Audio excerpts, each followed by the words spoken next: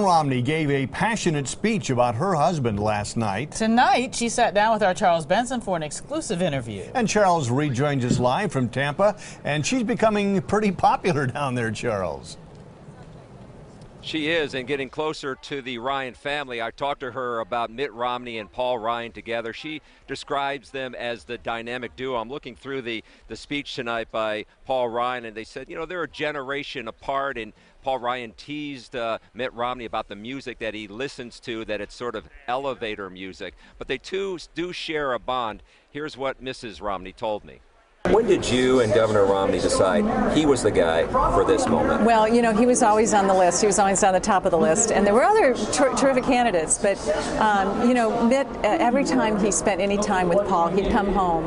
And he would be so excited because having time to speak with Paul actually stimulated Mitt's wonkishness. Because I think both of them, I call them the dynamic duo. They're both very wonky when it comes to all the intricacies of the budget and all the different things and all of the solutions, and you get the two of them together and they're like two pigs in slop. You can't believe it. Do you think they have the same skill sets, or do you think Paul Ryan brings something to the ticket that brings out the best in Mitt Romney or helps him in areas where he doesn't? Yeah, I think he compliments Mitt. I really do, and I think I see Mitt more relaxed when he's near with Paul. I see him energized when he's with Paul, so I think he's brought out the best in Mitt.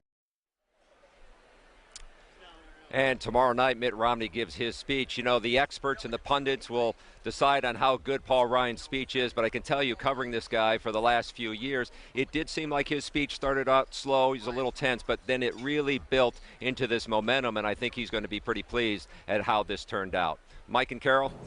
It almost sounded like he was losing his voice a little bit in some parts. Charles Benson joining us live. Thank you very much.